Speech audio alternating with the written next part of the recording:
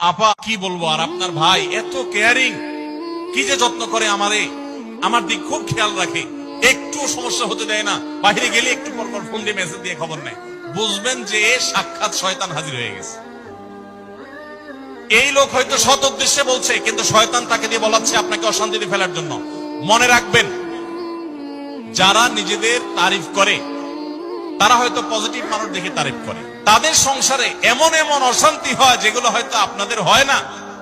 শুধুমাত্র শয়তান ওইগুলো আপনার সামনে হাজির করছে। খবরদার, ওইগুলো দেখে খুব সহজে একে অন্যের প্রতি জাজমেন্ট করতে যাবেন না।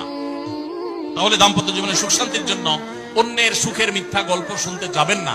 যদি সত্য গল্প হয় তবুও মনে রাখবেন যে হয়তো সে একটা দিক তুলে ধরছে, তাদের আরো চ্যাপ্টার আছে সেটা তারা তুলে ধরছে না। তাদের চাইতে আমরা আলহামদুলিল্লাহ কম সুখে নেই। নিজেদের পজিটিভ গুলো দেখার চেষ্টা করবেন। ক্ষমা করতে না পারলে দাম্পত্য জীবনে কেন, কোন জীবনে আপনি কখনো সুখী হতে পারবেন না।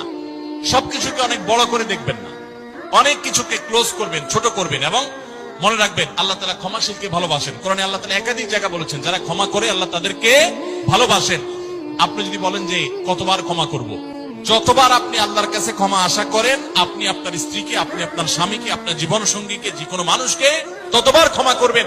আপনি জীবনে একই পাপ কতবার করেন, আল্লাহ মাফ করবেন আশা করেন না? তাহলে আপনার আল্লাহর বান্দাকে কেন আপনি ক্ষমা করবেন না? বিধায় ক্ষমা করা এটা শিখতে হবে। কখনো কোনো ভুল হয়েছে বুঝতে পারলে পণ্ডিত না করে সাথে সাথে ভুল স্বীকার করা জানতে হবে, যে হ্যাঁ এটা আমি ভুল করেছি। হ্যাঁ, এটা স্বীকার করলে সে একটু মাথায় উঠে যাবে, সে একটু লাই পেয়ে যাবে, বাট কিন্তু এটা একটা ভালো গুণ। পরবর্তীতে এটাকে ব্যালেন্স করতে পারবেন অন্যভাবে। ভুল স্বীকার করবেন।